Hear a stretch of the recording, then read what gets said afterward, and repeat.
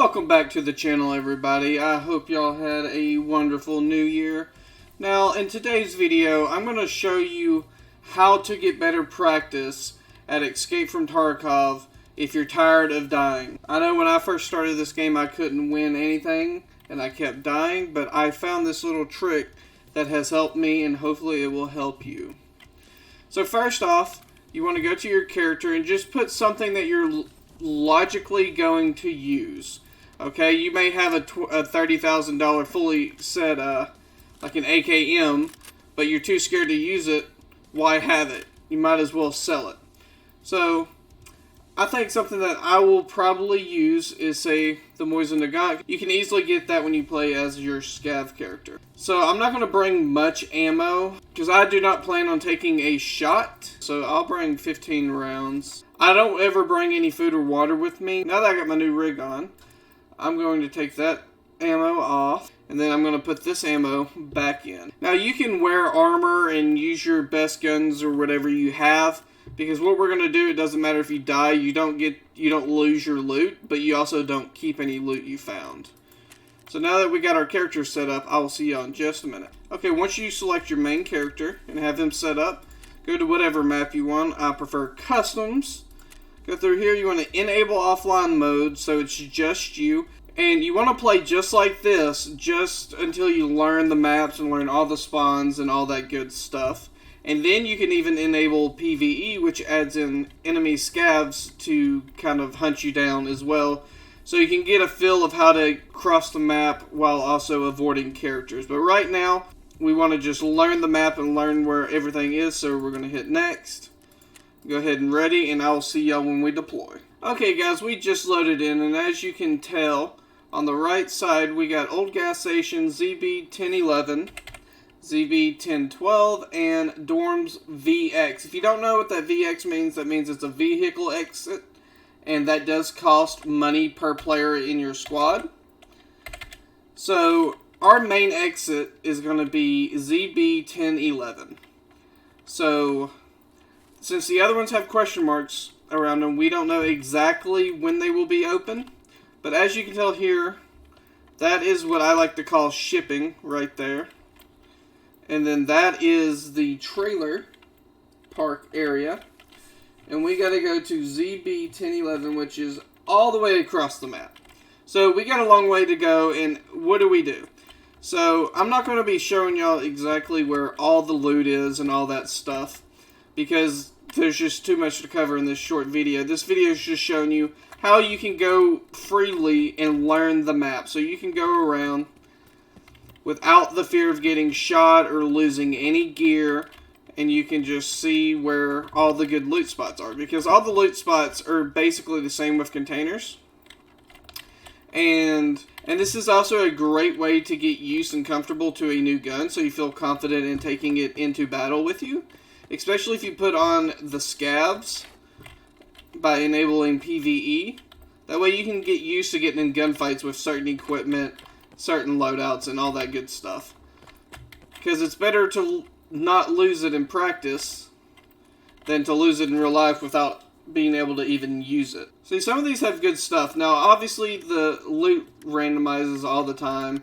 You don't keep all this stuff, so you don't really need to pick it up, but it's just for fun. So we need to go this way, because Crossroads is going to be up here to our left, but as you can see, that's not one of our exfils. But usually you do have to cross the map, and that's what one of the main challenges new players face, is that it never tells you where to go. So even if you do have good loot and you survive without getting killed, you can't find your way out, and it gets super frustrating.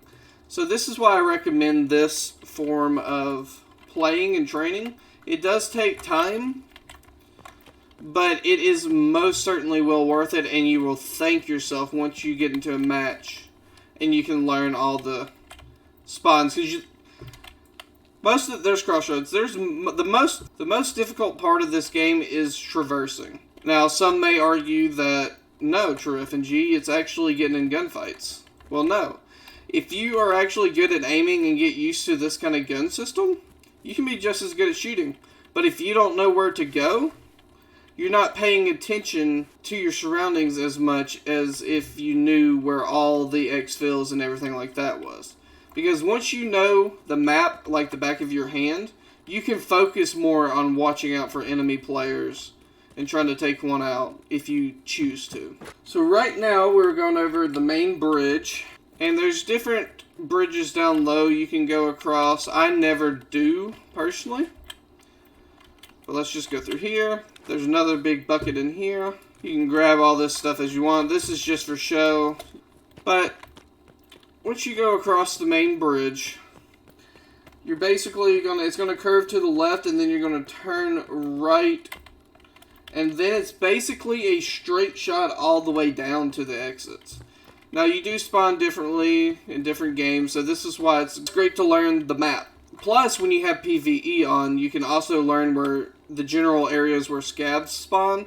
Like there's usually a scav in this area right here, so you'll know to watch out for. And one thing I have learned as a new player, I always try to be aggressive.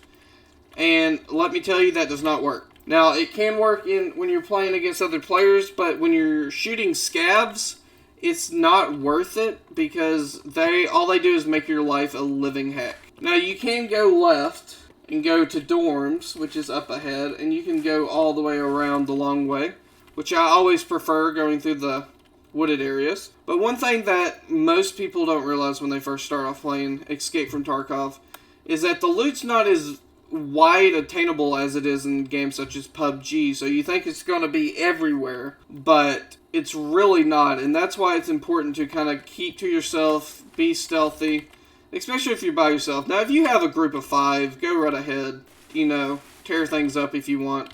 Now, I would recommend going around, just because they could easily snipe you from up there. But I'm just running through just to show y'all kind of how the routes to take. So I always try to avoid the main road, especially coming up to this gas station, because a lot of times there's sometimes there's a scav boss over in the gas station. But you really don't want to shoot scavs, like I was saying earlier, unless you're close to the ending and you just see one with a cool gun, which is kind of unlikely because they generally just carry basic weapons that to me aren't worth the hassle they give you for shooting one of them.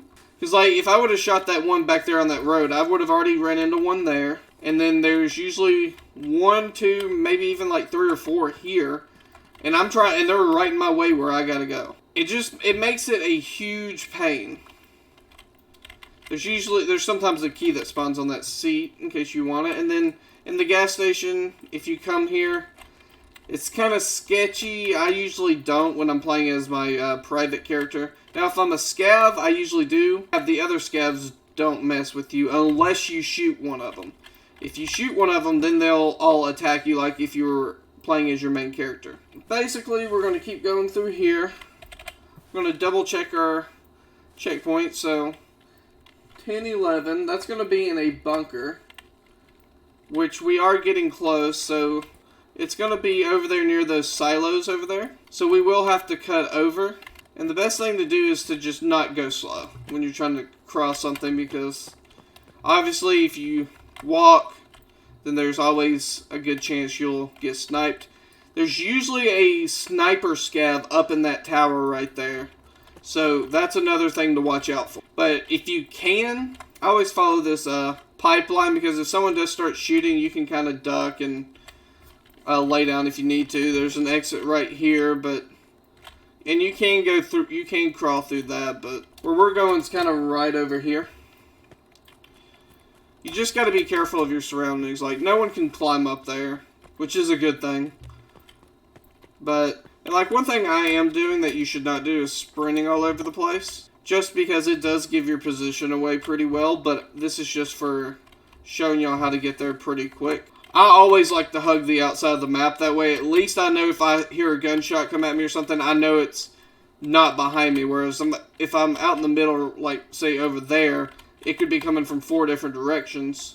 But this right here, this bunker is going to be 10-11. Now, one thing to be careful is, and you want to be stealthy when you come up to, like, bunkers like this, because there are going to be people hiding in these bushes, as well on that hill in that bush. Like, you will never see them coming, so like, always try to crouch and get into a bush, and then Always try to go and do things quickly, but be careful on the doors because how that door opened just stopped me.